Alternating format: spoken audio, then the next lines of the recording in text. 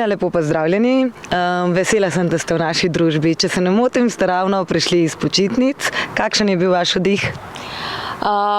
Ja, s 3 otroci, jaz mislim, da bi nam mogel staršem pripadati še en 3-dnevni oddih po oddihu.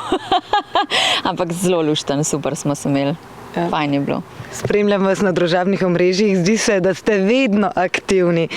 To ljubezen do deskanja, surfanja, je bila to že vaša ljubezen prej ali ste to dobili po vašem pokojnem možu?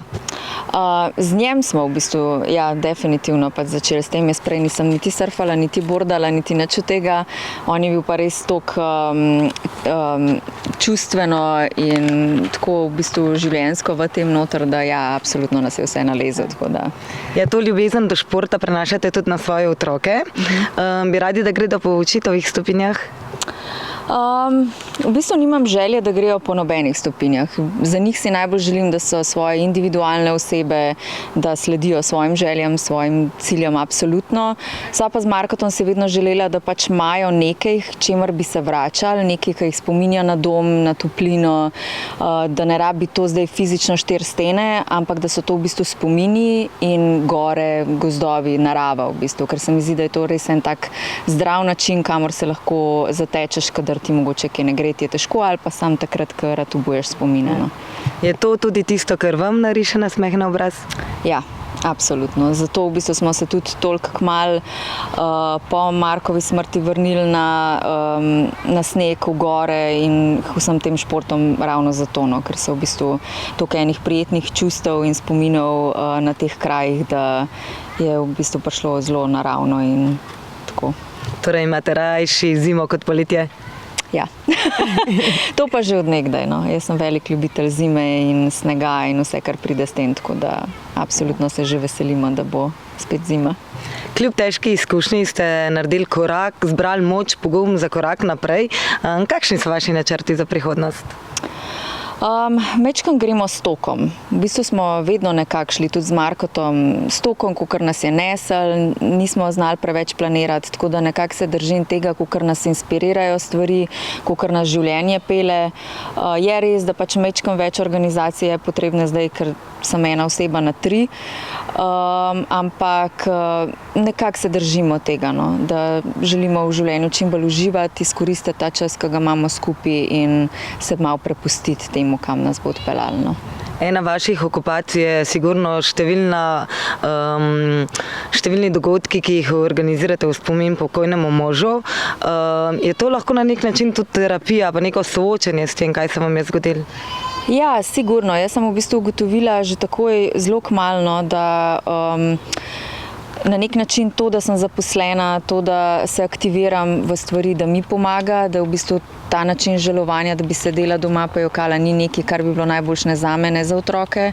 Hkrati bi rada pač otrokom pokazala tudi, da tudi če se ti zgodi najhujša možna stvar v življenju, ki se ti lahko zgodi, je način v bistvu, da lahko obstajaš, da greš naprej, da na nek način otrokom tudi pokažem, da vse tiste prepreke, ki jih bodo imeli v življenju, se da iti čez njih na nek način, nekaj potegniti iz tega, v smislu nekaj pozitivnega narediti iz tega. In to je v bistvu ključ v zadnji za vsemi temi eventi, no, za temi dogodki, ki jih pač prirejam. Druga plat je pa pač, da bi ga rada na nek način tudi ohranila. No. Za njih, zase, spomin na njega. Težko bi mi bilo, da bi imela občutek, da nekdo tak, kot je bil on, v bistvu izgine. No. Kateri dogodek organizirate v kratkem?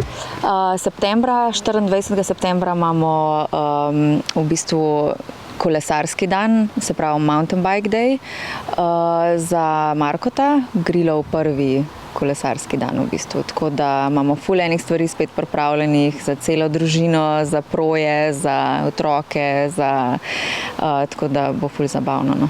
Ja. Vedno ste zelo odkriti pri vseh stvarih, o katerih se z vami pogovarjamo.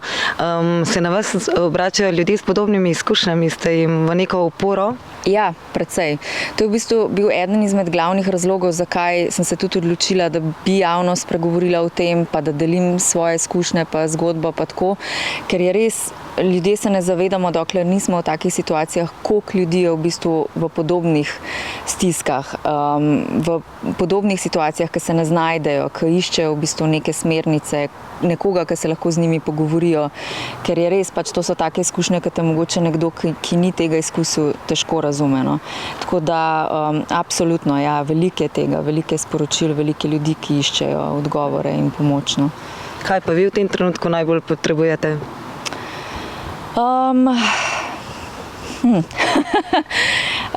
Časa zase.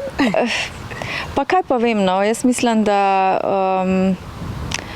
ja, težko rečem, kaj bi v bistvu jaz najbolj potrebovala v tem trenutku, ampak nekako se najdemo v bistvu v tem načinu, ki ga imamo zdaj. No. Se pravi, da se ukvarjamo s športom, da imamo te dogodke za Markota, naredili smo tudi online trgovino, kjer v bistvu ohranjamo ta njegov spomin. Zdaj dotično v tem trenutku je v bistvu to nekako to, kar... Ta trgovina je bila vaša ideja, vaše delo?